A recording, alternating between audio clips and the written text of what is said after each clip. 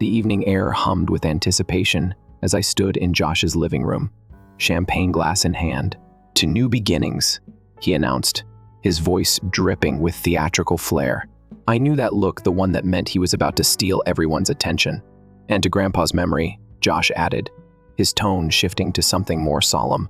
A respectful silence blanketed the room. It had only been 4 days since we lost him, and the grief was still raw, hanging over us like a heavy mist. I raised my glass, joining the silent toast. Grandpa wasn't just a grandfather to me. He was my confidant, my mentor, my safe harbor. Every memory of him was etched with warmth, with wisdom, with love. Josh wasn't done. Of course he wasn't. "I have an announcement," he proclaimed, reaching into his pocket and pulling out a slightly worn envelope. Something in his movement, in the way his eyes flickered to me, sent a chill down my spine.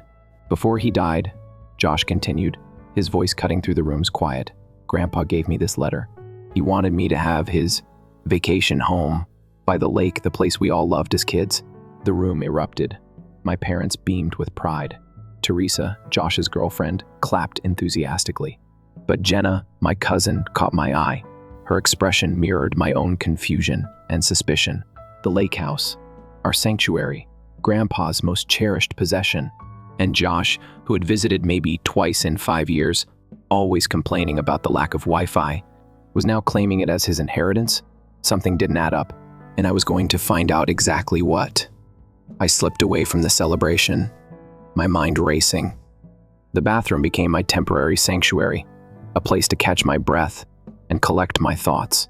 Something about Josh's story felt like a poorly constructed puzzle with pieces that just wouldn't fit. My phone buzzed. Jenna's text lit up the screen. "You okay?" That was weird. "Need to check something at home," I typed back quickly. "Can you cover for me?" Within minutes, she'd made my excuses to the family. I was out the back door before anyone could ask questions, the cool night air washing over me like a breath of relief. The drive to my apartment was a blur of streetlights and memories. I could almost hear Grandpa's voice teaching me to skip stones across the lake, pointing out constellations in the crisp mountain sky. That cabin wasn't just a building. It was our world, our sanctuary, our connection. Josh had never understood that.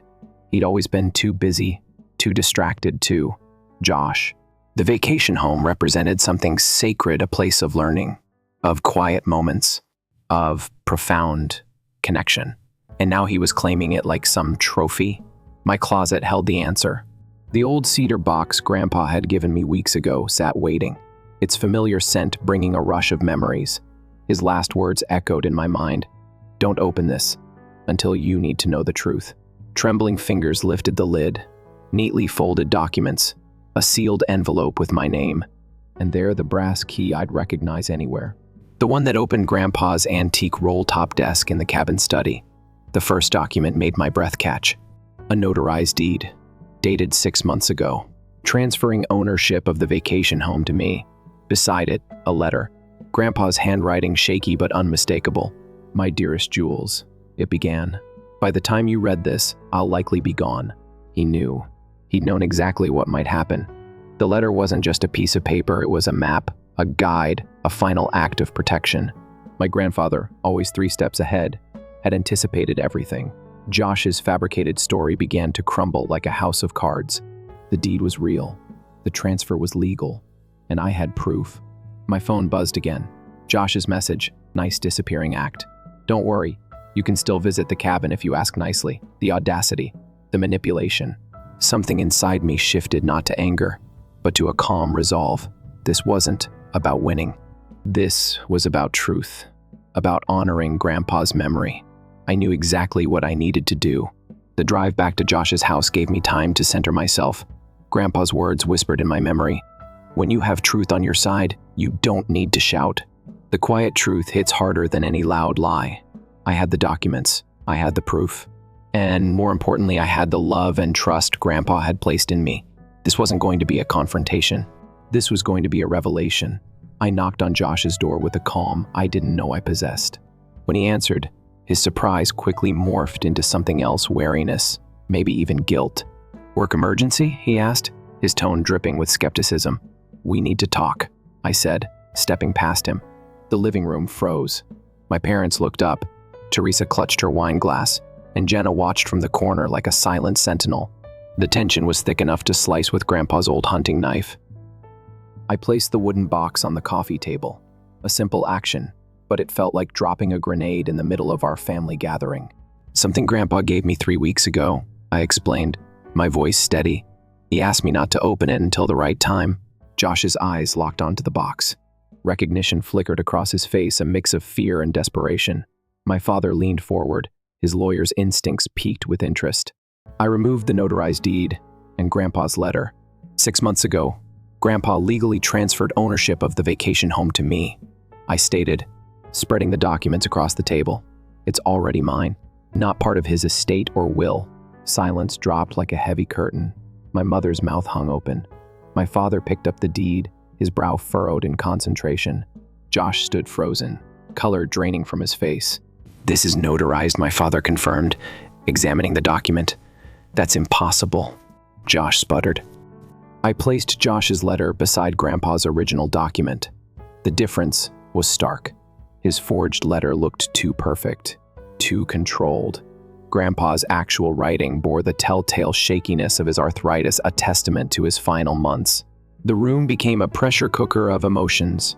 Disappointment, betrayal, confusion. "Did you forge this?" my mother asked, her voice barely a whisper. Josh's silence was more revealing than any words could be. "Why?" I asked, genuinely wanting to understand. The dam broke. Josh's words came rushing out like a mountain stream after spring thaw. "You were always Grandpa's favorite," he said. "Always visiting, always helping. The rest of us barely got a look in." My father cleared his throat, clearly uncomfortable with the direction of the conversation. "Forging a signature is serious, Josh." Teresa stood up, her face pale. "I think I should go," she murmured, avoiding Josh's pleading look. The front door closed behind her with a finality that echoed through the room. Jenna caught my eye, offering a small, supportive nod. She'd always seen through Josh's facade, even when our parents couldn't. "I found out about the deed," Josh admitted, his face flushed with a mixture of embarrassment and lingering defiance. "I was at Grandpa's lawyer's office. Thompson mentioned the cabin wasn't part of the estate, but something deeper lurked beneath his words. A pain, a longing, a lifetime of feeling like an outsider in his own family. I thought," Josh continued, his voice breaking, "if I announced it first, maybe everyone would believe me. Maybe I could have something that mattered to Grandpa too." In that moment, I saw beyond the manipulation. I saw a brother desperate for connection, for validation, for love. Grandpa always said there were multiple paths to understanding, and right now, our path needed healing more than judgment. I reached back into the wooden box and pulled out one more surprise, a sealed envelope addressed to Josh in Grandpa's distinctive handwriting. "He left something for you too," I said, holding it out. The truth was about to get a whole lot more complicated. Josh's hands trembled as he opened the envelope. The room held its breath, suspended between anticipation and uncertainty. My mother adjusted her reading glasses, leaning forward. "Read it out loud," she urged. Josh hesitated, then handed her the letter.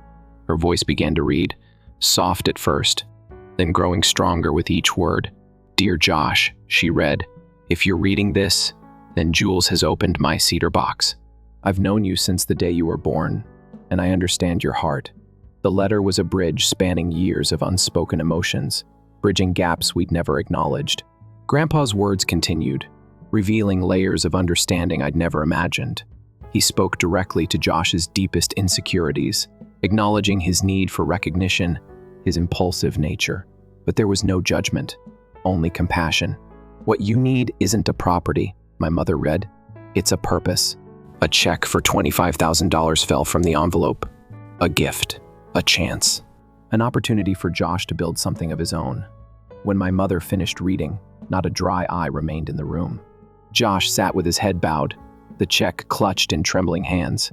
"He saw right through me," Josh murmured, "even from the grave." I pulled out a small photo album from the box. Pictures spanning years, Josh and me as children, building sandcastles, roasting marshmallows with Grandpa. Moments of joy before competition and misunderstanding crept in. "He never stopped hoping you'd come around," I said softly, turning the pages. The silence shifted, no longer tense but contemplative, sad, yet hopeful. Jenna, who'd been watching silently, finally spoke. So what happens now? It was the question hanging in the air. How do you move forward after betrayal? After painful truths are revealed? I closed the wooden box, feeling the weight of responsibility Grandpa had placed on me. Not just for the cabin, but for healing our fractured family. Now, I said quietly, we try to honor what Grandpa wanted for both of us. The gathering began to dissolve. My parents left with concerned glances toward Josh. Jenna hugged me, whispering, "Call me tomorrow." Soon, it was just Josh and me in his new house. The celebratory atmosphere had evaporated, like morning mist. Josh moved mechanically, making coffee neither of us truly wanted. The silence between us felt heavy with years of misunderstanding. "I didn't plan the forgery," he said finally, setting a mug in front of me. When I found out about the deed, I was angry, hurt. I wrapped my hands around the warm mug, listening. "I made the letter that night," Josh continued, not really thinking I'd use it. "But when everyone was celebrating my new house, I wanted more. Something bigger to announce." His vulnerability was unexpected. The Josh I knew had always been about projection, about appearing successful. This version, raw, honest, was new. "I've always been jealous of what you had with Grandpa," he admitted. "You could have had it too," I pointed out, not accusingly, just stating a truth. Josh looked up, his expression a mix of regret and hope. "What are you going to do with the cabin?" It was the question I'd been asking myself since Grandpa gave me the deed. "Keep it mostly as it is," I said. "It needs some repairs, but I don't want to change its character." A flicker of relief crossed Josh's face. "That's good. It should stay the way Grandpa loved it." I studied my brother, this person I'd grown up with, but sometimes felt I barely knew. "You're welcome there," I said. "Anytime." His eyes widened in surprise. "The cabin was meant to bring family together," I continued, "not drive us apart." It wasn't complete forgiveness, but it was a start, a chance to rebuild, to understand, to heal. 3 weeks passed like mountain shadows, slow, then suddenly gone. Josh's text was simple, bare, vulnerable. "Can we talk at the cabin?" I deliberated for a day, Grandpa's voice echoing in my mind. "Holding grudges makes the heart heavy, Jules. Sometimes forgiveness is more for you than for them." When Josh's car pulled up, I was already sitting on the porch swing, a steaming mug of coffee cradled in my hands. He approached slowly. Each step measured nothing like the confident brother I'd known before. "This place hasn't changed at all," he said, glancing around. "That's the idea," I replied, gesturing to the chair across from me. He sat down, fingers drumming a nervous rhythm against his knees. The lake stretched behind him, a silent witness to our family's complicated history. "I've been thinking about what to say for weeks," Josh began, "but everything sounds inadequate." "Try anyway," I suggested, my tone neither cold nor particularly warm. His deep breath seemed to carry the weight of years of unspoken emotions. "I'm sorry, not just for the forgery, but for everything. For being jealous of your relationship with Grandpa. For resenting you when I should have been looking at my own choices." I studied his face, searching for the familiar manipulation. But something was different. This wasn't Josh trying to win, this was Josh trying to understand. "Why did you do it?" I asked. "The truth, Josh." He looked out at the lake, the water reflecting 1,000 unspoken stories. "I thought if I had the cabin, it would somehow make up for all the time I didn't spend here. Like I could buy back the moments I missed." There was a rawness to his admission that felt genuine. No excuses. Just a sad acknowledgement of a mistake. "I used Grandpa's money," he continued, a hint of a smile breaking through. "I enrolled in that woodworking course he was always telling me to try. The one I was too busy for." He gave a self-deprecating laugh. "Turns out I'm terrible at it, but I'm going to stick with it." He was right, it's calming. Being focused on creating something with your hands. It was a small thing, but significant. Coming from Josh, who had always been too impatient for such pursuits. "He would have liked that," I said quietly. We sat in silence, listening to the lake's gentle conversation. Water lapping against the shore, birds calling in the distance. The same peaceful soundtrack that had accompanied countless conversations between Grandpa and me. I stood up. "I have something to show you." Josh followed me inside to Grandpa's study. Sunlight bathed the antique roll-top desk, casting a warm glow on years of memories. I used the brass key to unlock it, revealing neatly organized compartments. Grandpa kept everything, I explained, pulling out a folder marked with Josh's name. Inside were newspaper clippings of his high school debate championship, photos from college graduation, a printout of a webpage announcing his promotion. Small moments, significant moments. "He was proud of you," I said softly. "He just showed it differently than you wanted." Josh's fingers trembled as he paged through the collection. I had no idea he kept track of all this. "He called it his brag book," I explained. "There's a folder for each family member." His eyes glistened, not with tears of sadness, but with a newfound understanding. I pulled out a calendar and handed it to him. "I've marked weekends when I'll be up here for maintenance and bigger projects. I could use an extra pair of hands, even terrible woodworking ones." A smile tugged at his lips. "Really?" "The cabin was meant to bring family together," I said, echoing Grandpa's spirit. "Not drive us apart." Later that afternoon, we sat at the end of the dock, feet dangling in the cool water. Josh pitched ideas for renovating the boathouse. I sketched possibilities in a notebook.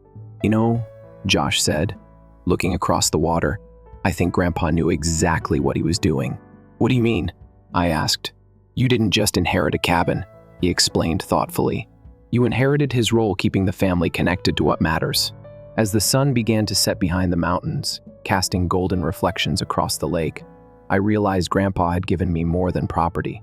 He'd given me the chance to heal old wounds, to forge new connections, starting with the brother I'd almost lost to resentment and pride.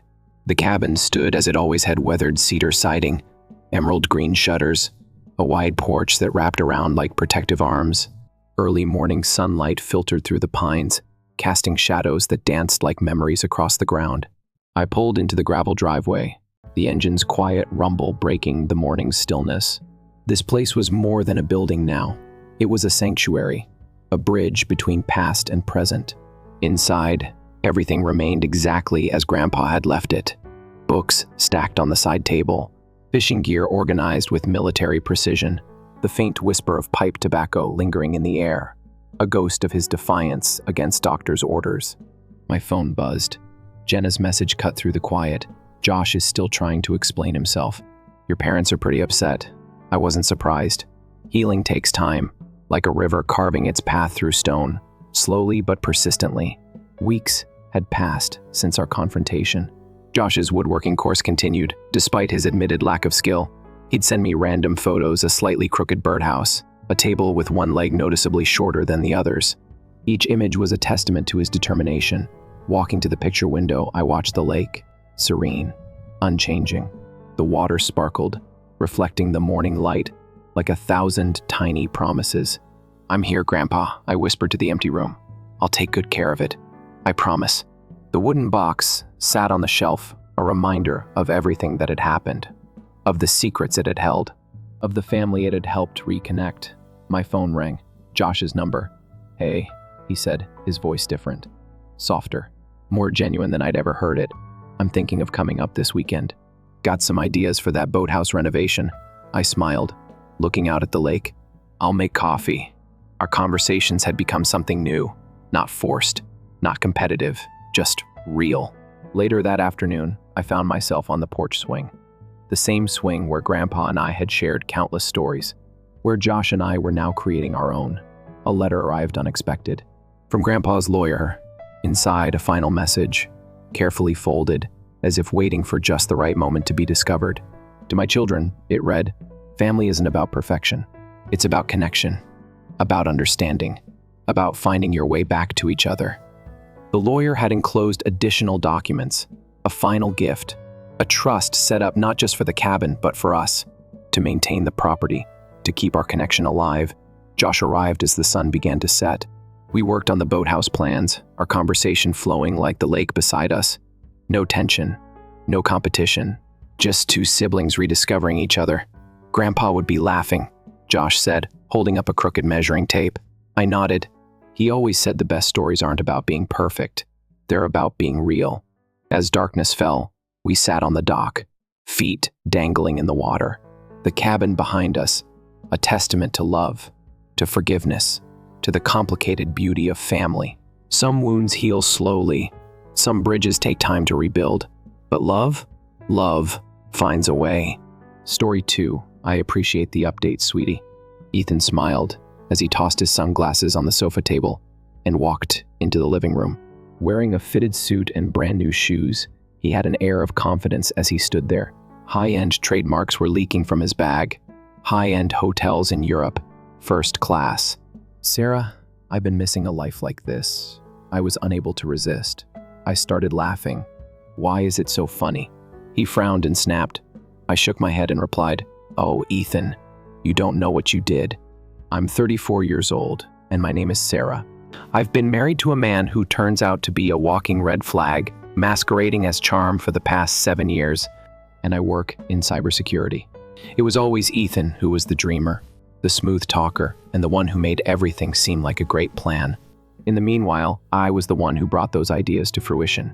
I overlooked the warning flags, the financial concealment, and the repeated justifications for his lack of money despite maintaining a stable profession while he hopped from one half-baked project to the next. Since I wanted to think of us as a team. However, at 2 a.m. Dan made a mistake last week. Charming his way out was not an option. Upstairs, I was asleep when it occurred. He must have crept down to my laptop just when he was certain I was unconscious. I had learned to watch out for possible frauds from my profession in cybersecurity, but I never imagined that I would need such abilities at home. Ethan accessed one of my credit cards on my laptop that evening. He took a couple shots with his phone, wrote down the information, then slithered back into bed as if nothing had occurred. As I was drinking my coffee the next morning, I realized that my phone was inundated with warnings. I saw almost $50,000 in charges when I opened my banking app. Designer apparel, pricey timepieces, flights to Paris in first class. As the parts came together, I felt sick to my stomach. This was Ethan's doing. He was, of course, but I grinned rather than freaked out. It wasn't a personal account that he had utilized. The fictitious credit card was connected to a training program I administer at work. It is intended to instruct businesses on how to identify and handle fraud. Each transaction sets up an automated warning that is sent directly to the relevant authorities. Ethan didn't know. He had just made a case study out of himself. That following morning, I gave my lawyer, Chloe, a call. "This will be unbelievable to you," I informed her, going into great detail. She laughed without even trying to contain it. "Hold on a minute. Let me clarify," she added in between giggles. "He took a fake card. The one connected to the identification of fraud?" "That's right." I spoke in a soothing and contented tone. He probably had no idea what he was doing. He likely believed he was being witty. Astute? According to Chloe, he is a fool. He will be flagged for each charge he makes. Have you heard from the authorities yet? Not yet, but it will happen eventually. The remainder of the week. Waiting to see how far Ethan would push it, I said nothing. After a few days, he left a letter on the counter when I was having a break. Avoid waiting up. That meant precisely what I knew. He was living overseas with the money I had taken. I saw the scam warnings roll in 5-star hotels, upscale dining establishments, and ostentatious shopping sprees every night. Every notification was a minor triumph. Agent Keller, a federal investigator assigned to the case, called me 3 days into his rampage. According to him, we have discovered serious fraudulent activity connected to your account. Do you know who may be in charge? Yes, I said without thinking. My spouse. There was a moment's silence.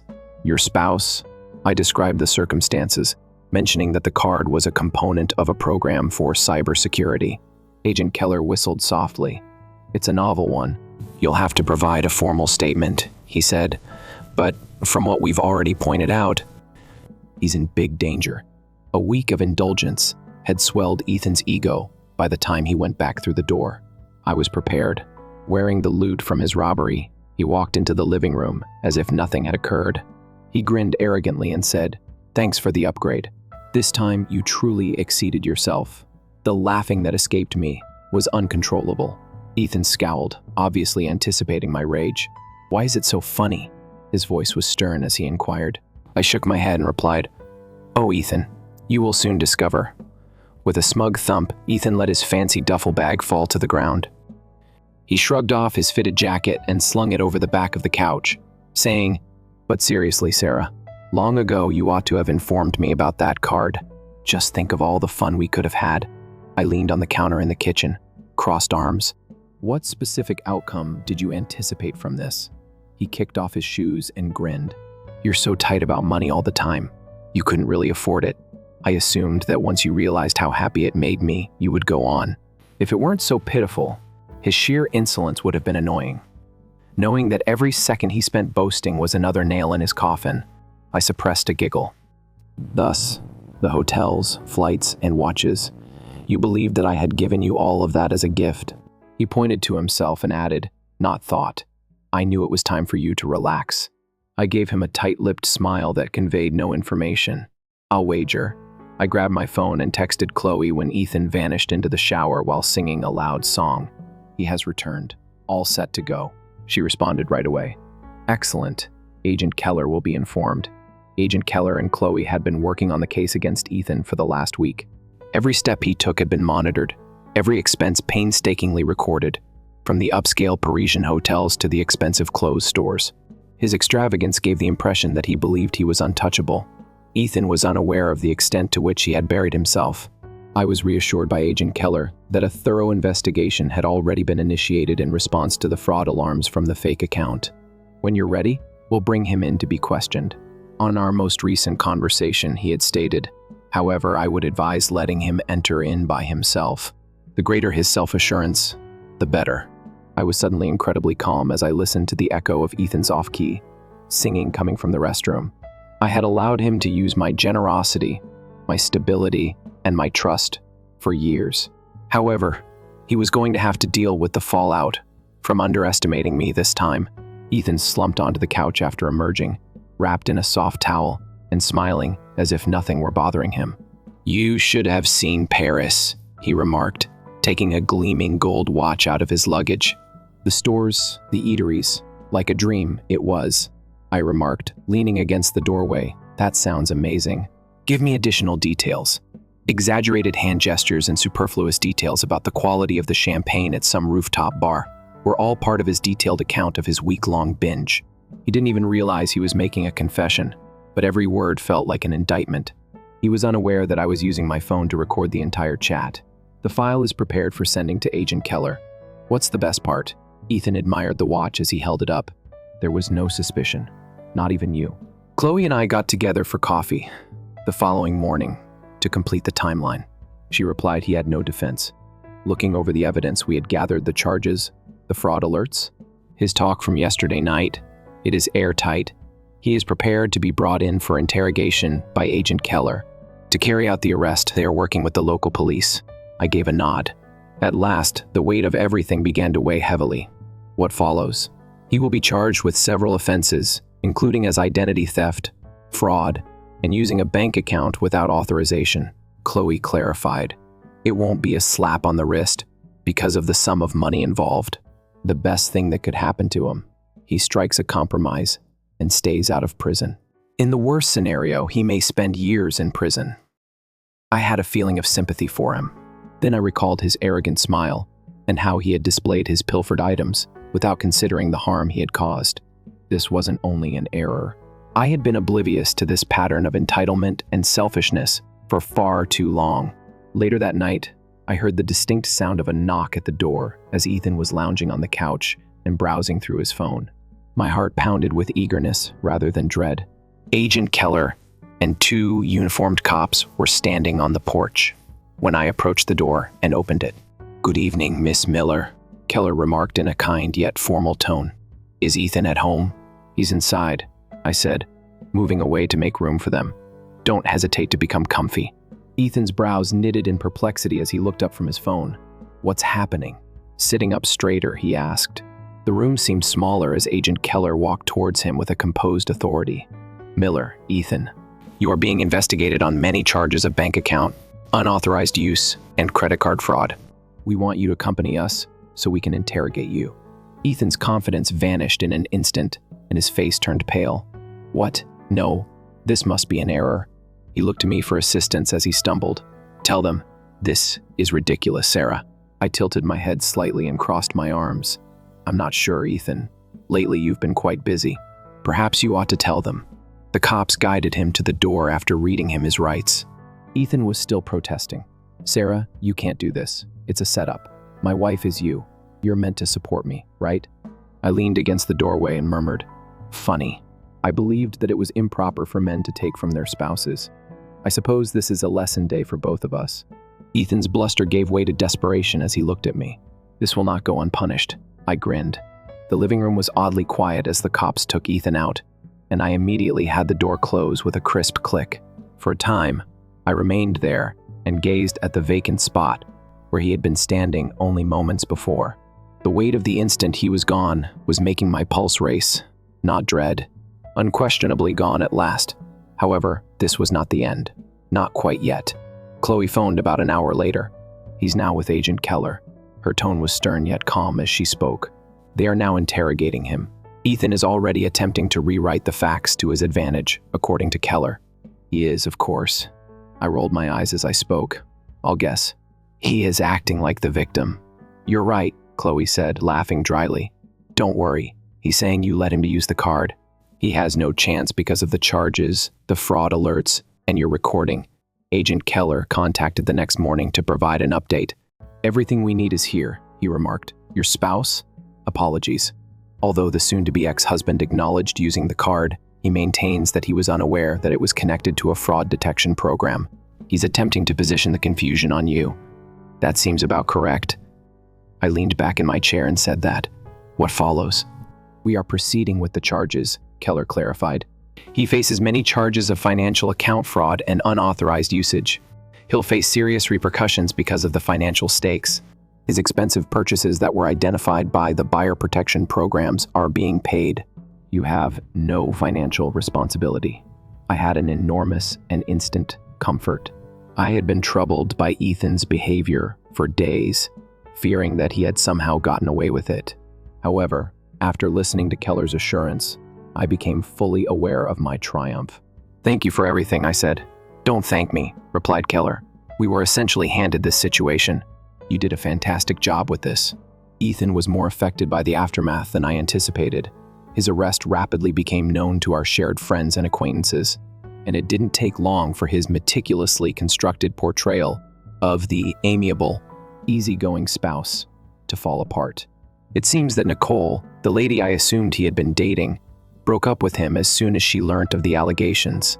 The high-end items he had shown were seized. The banks froze, and the flights he had reserved were canceled.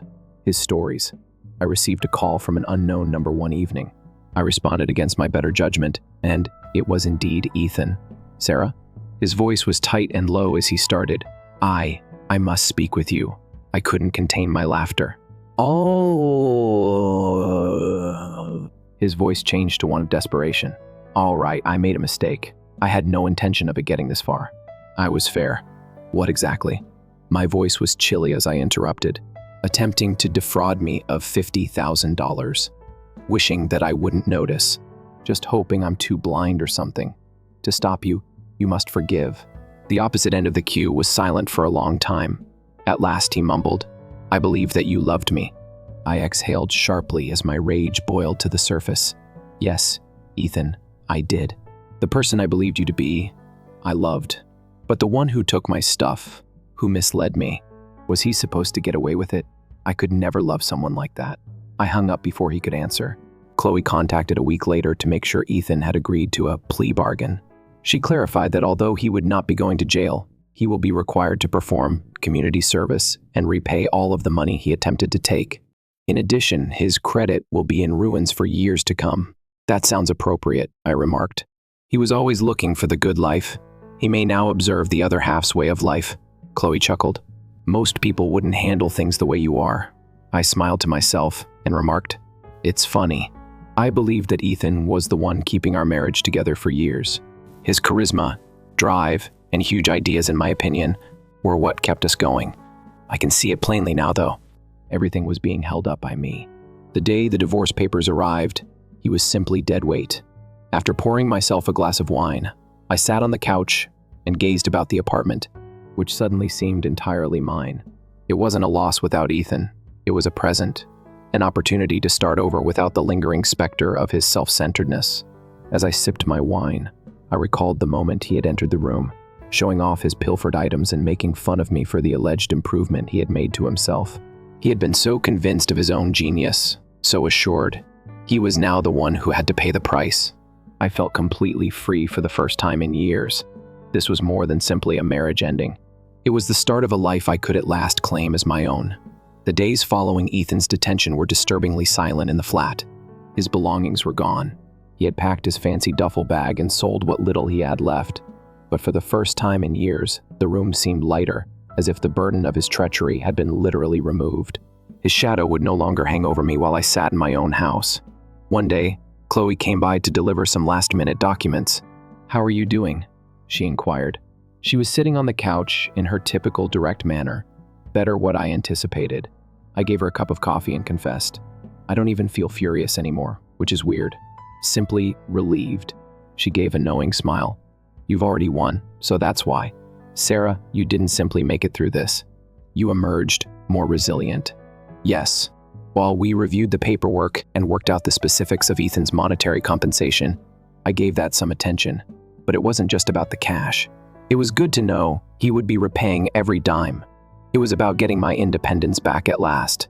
I thought it would be simpler to maintain harmony if I let Ethan choose the terms of our relationship for years.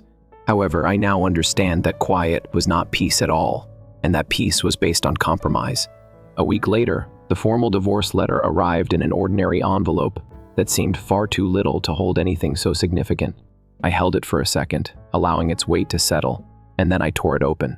Until I located the most important phrase, my eyes skimmed the lines of legalese, final and unchangeable. With the letter in my hands, I took a seat at the kitchen table and gave myself a rare opportunity to think.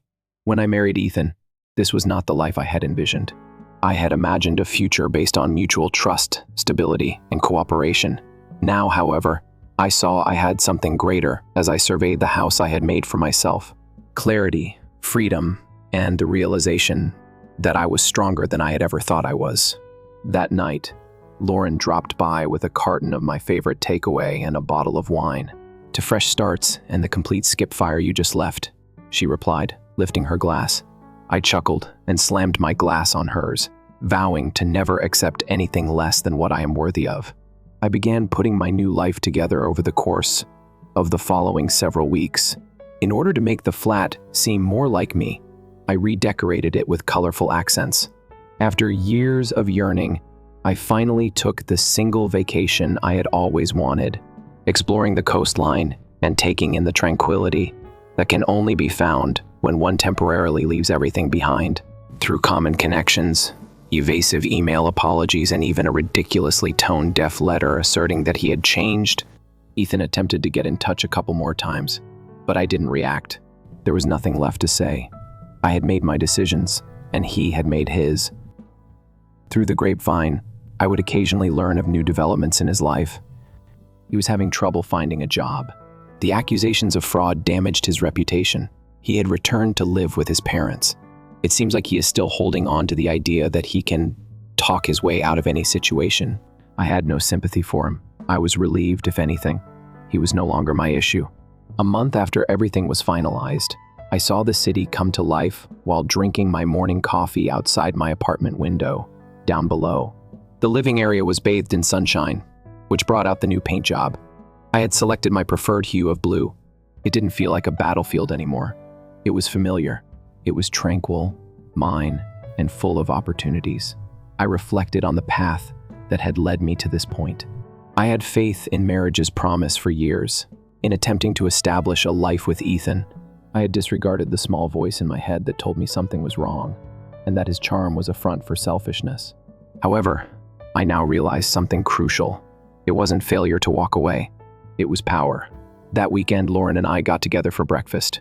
We had begun a new routine since Ethan's departure, over waffles and mimosas. "What's next for you?" she inquired. I grinned, experiencing the serenity and joy that had escaped me for so long. To be honest, right now I'm just thinking about myself. My job is doing really well, and I've been considering going on a longer vacation, possibly somewhere peaceful close to the mountains. She lifted her glass. "I prefer to hear that. You're worthy." I felt like I was making decisions only for myself for the first time in years. No second guessing, no compromises, just being able to live my life as I see fit. Even now and then, mutual acquaintances would provide me with information about Ethan. Moving from one low-paying job to another while attempting to repay his debts, he was trying to restore his life. The opulent vacations and fine outfits had long since vanished, to be replaced by a brutal reality for which he was unprepared. I didn't think about it. I had made my decisions, and he had made his. He sent me a lengthy, wordy apology via email the last time I heard from him, and it seemed more self-pitying than real. Before discarding it without a response, I read the first few sentences. He didn't have to give me closure. I had already discovered it within myself. I had a glass of wine one evening while sitting on the balcony and thinking back on all that I had experienced, including the heartache, the betrayal, and the struggle to get back what was rightfully mine. All of it had culminated at this moment. It had been worthwhile, even if it hadn't been simple. I was no longer bitter or furious about what had transpired. I was thankful, if nothing else. I had to face my own power, stop compromising, and start putting myself first when Ethan betrayed me. I discovered how to cherish my independence, trust my gut, and never again allow someone else to take charge of my life. I lifted my glass to the night sky as the distant city lights flickered. "Here's to me," I muttered. "Cheers to a fresh start." I then permanently closed the chapter on Ethan, all set to welcome whatever was ahead. Story 3, Useless.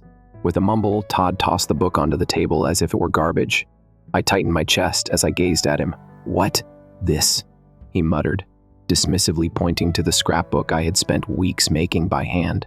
"The best you could think of is this. A heap of nostalgic trash and photos. You're absurd. Lydia." In my lap, my palms clasped, but I made myself maintain my composure. I believed you would value anything significant. "It is an assortment of recollections. All of our experiences together." He gave an eye roll. "What we have experienced. Please.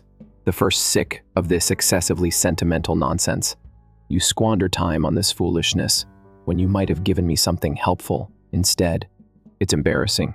I inhaled deeply, attempting to hide the pain of his words from my expression. "I understand, Todd."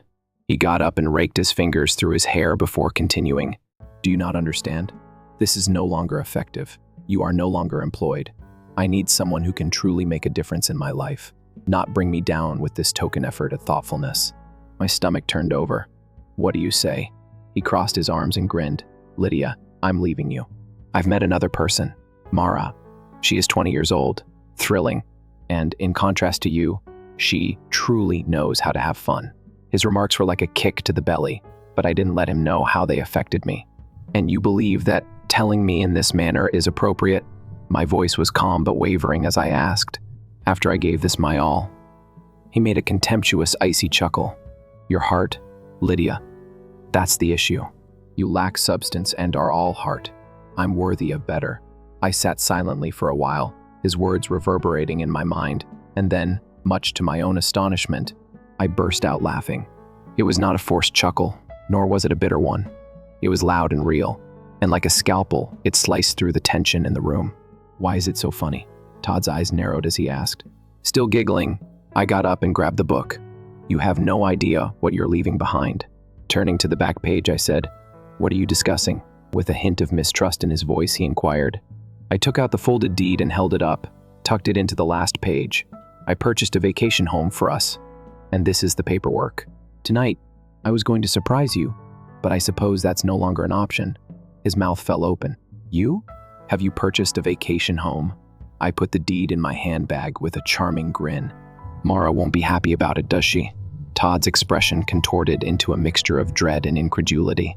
All evening, for the first time, he couldn't think of anything to say. "You purchased a home?" At last, he faltered, his arrogant self-assurance disintegrating. "When did you start making such decisions?" I cocked my head. "Since realizing I can't rely on you for anything significant, my smile has remained constant. Todd, I was creating a future for us, while you were occupied with finding thrill with a 20-year-old. I was foolish to believe that our desires were the same."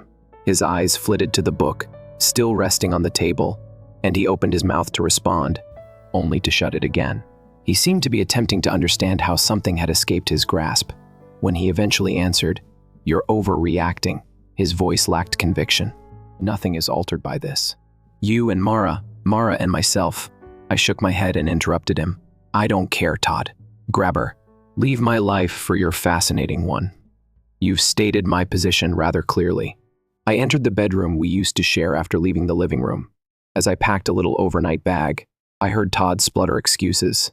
He paced, and I could hear it, most likely attempting to find out how to save the day, without acknowledging that he had made a huge mistake in his calculations.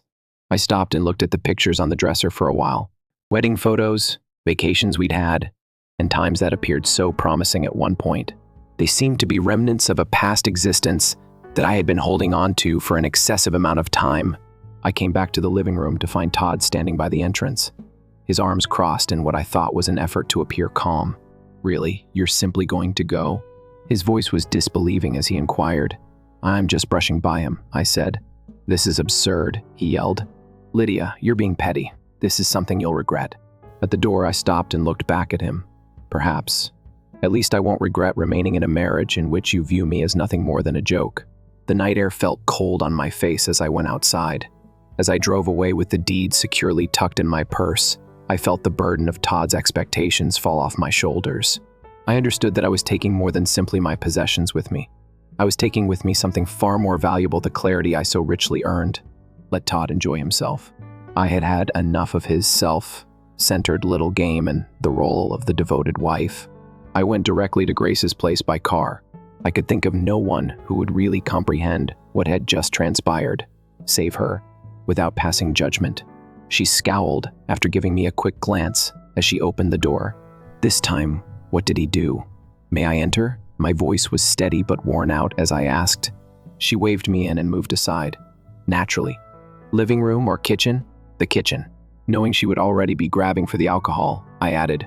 We were seated at her tiny kitchen table a few minutes later, her whole focus across from me, a glass of Merlot in front of me.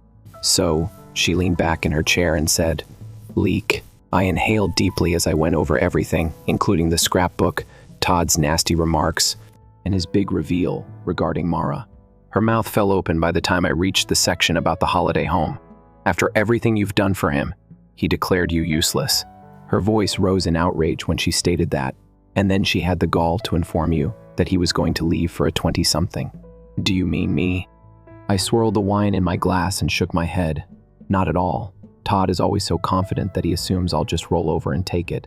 However, you didn't. With a smile that cut through her rage, Grace spoke. You left.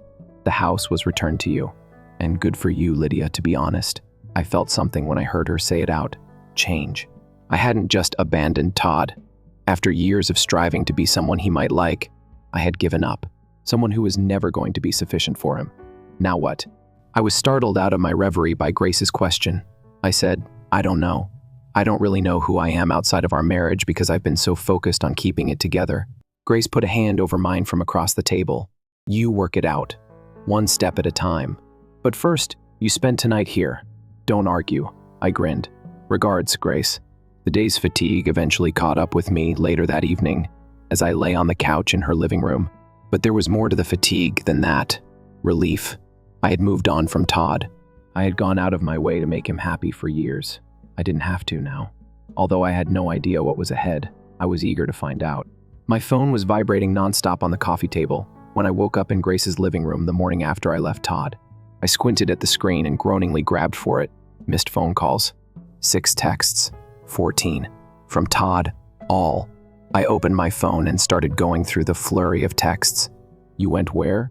We must speak. Lydia, you're acting like a child. You cannot simply leave like this. I laughed bitterly at the final one. Leave. He informed me he was doing just that last night. With a cup of coffee in hand, Grace strolled into the room. I'll guess. Todd. Bingo. I held up the phone and mumbled. He's going crazy. What did he anticipate then? As she placed the coffee in front of me, she spoke. Treating someone like trash and then acting surprised when they quit putting up with it is not acceptable. I sipped my coffee and nodded. He's not accustomed to the repercussions. He has consistently gotten away with anything. His conceit and self-centeredness. However, he's not getting what he wants this time. He's not, damn it. With a contented smile, Grace spoke. I got another SMS later that day, but this one caught my eye. So I'll stop by the house later. We must resolve this. My home. He continued to act as though it belonged to him, as if he was entitled to come and leave whenever he wanted. I considered responding by warning him to keep away. Then I recalled what Grace had said the previous evening. Give him time to stew in it. I chose to ignore the text and spend the day with Grace, following up on things I had neglected for years and assisting her with errands. Todd's car had already been parked in the driveway when I got home that night. After parking on the street and inhaling deeply, I approached the door. When I entered the living room, he was pacing. Anger and despair were mixed together in his expression. "You've finally made up your mind to come," he remarked sharply. "This is where I reside." I put my bag down on the counter and quietly answered, "Why are you here?" His tone softened as he replied, "We need to talk. It's gone out of control." I leaned on the counter and folded my arms. "Todd, what has gotten out of control?"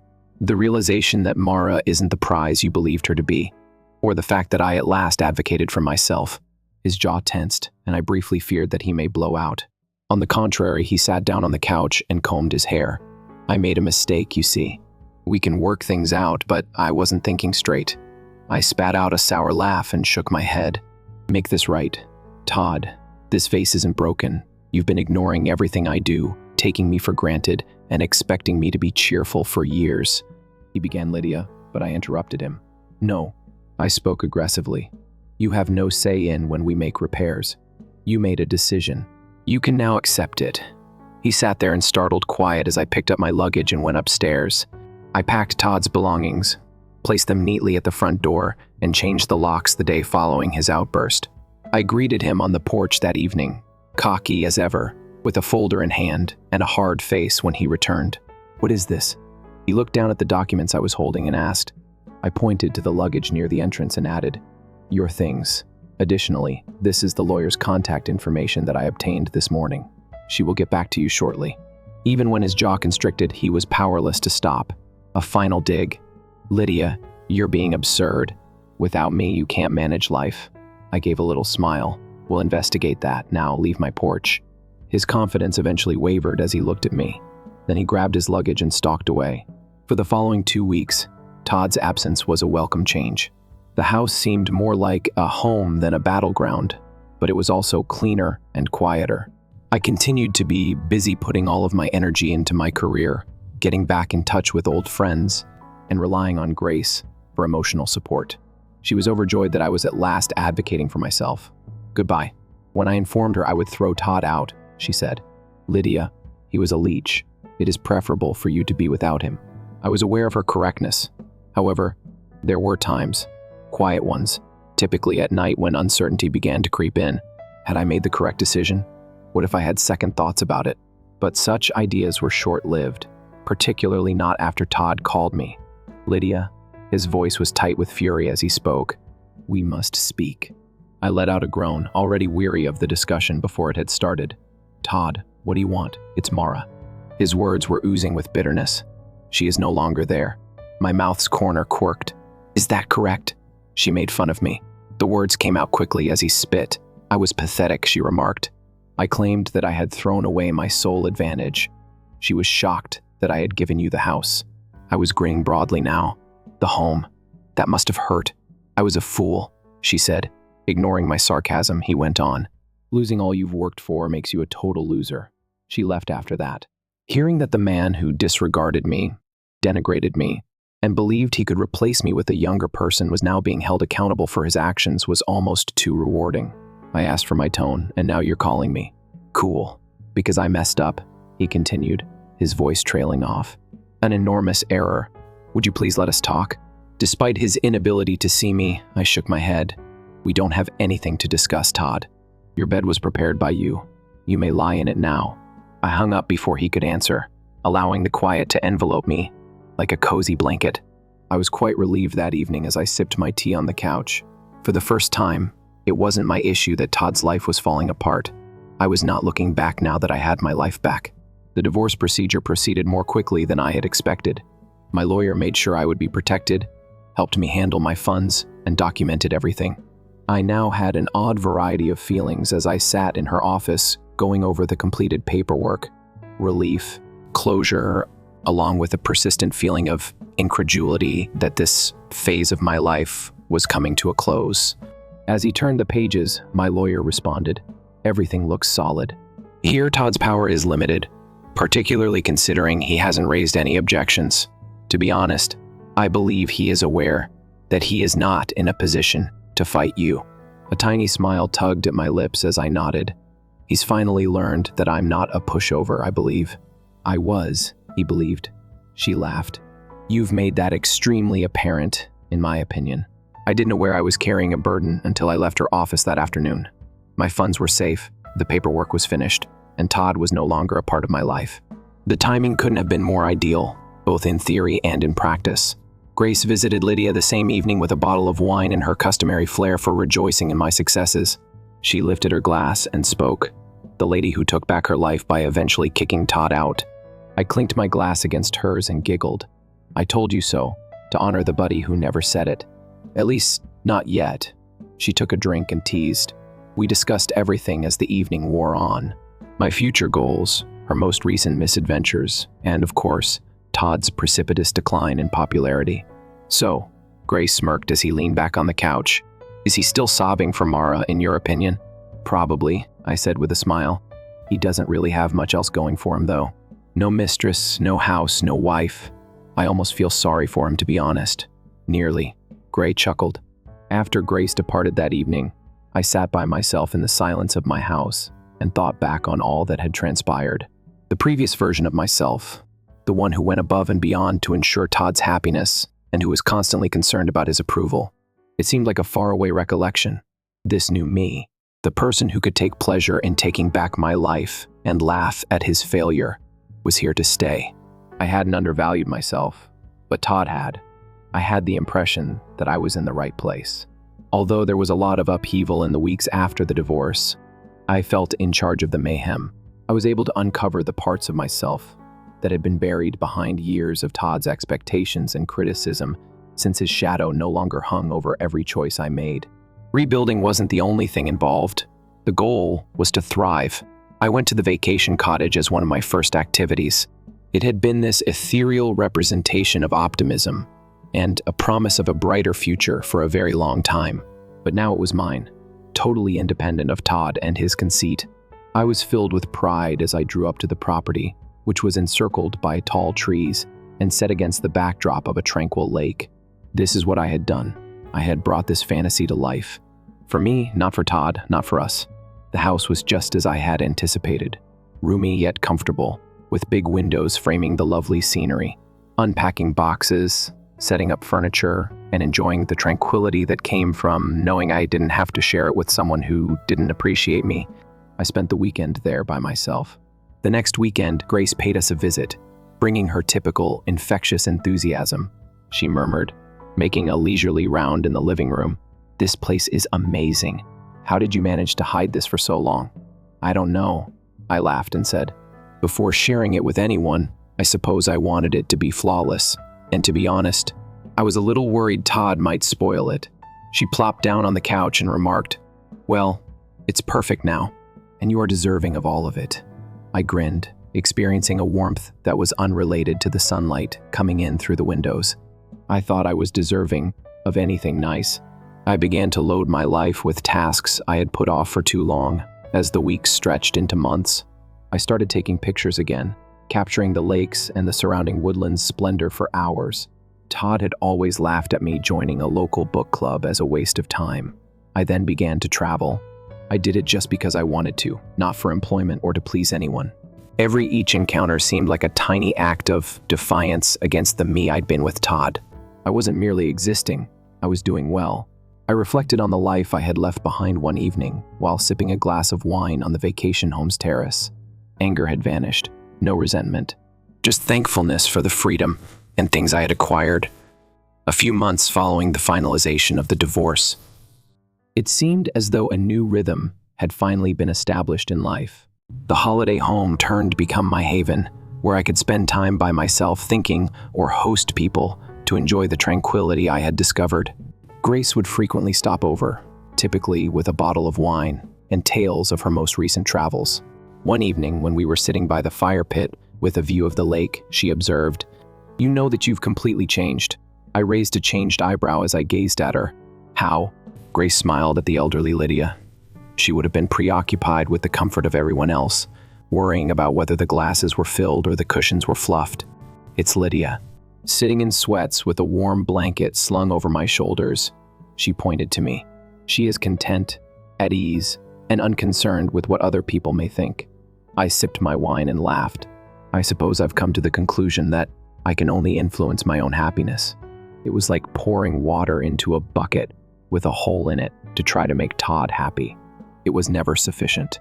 Those lessons were not limited to the home. I began working as a freelancer, something I had always wanted to do, but had never done, because Todd believed it would be too unstable. I had complete control over my schedule now, and it was thrilling. I was asked to conduct a workshop for the staff of a design business that I work with. I had not felt confident in years, but the event gave me it back. Why don't you launch your own company? After the workshop, the CEO inquired. I couldn't get the question out of my head after the meeting. Why hadn't I? I began establishing the foundation for my own consulting business a few weeks later. For the first time, I wasn't holding myself back because I was afraid of failing, even if it was terrible, or worse, the disapproval of Todd. Grace supported me throughout the entire process, including helping me think of the name Phoenix Consulting for the company. She recommended. Her eyes glistened with anticipation, because like the badass you are, you have risen from the ashes. I couldn't help but smile even though I rolled my eyes. As I dedicated myself to growing the company, Phoenix Consulting was born. For the first time in years, I had a feeling of purpose. Every little victory, a new customer, a great review, or a completed project served as a reminder of my progress. And there was a silent moment of appreciation for each victory.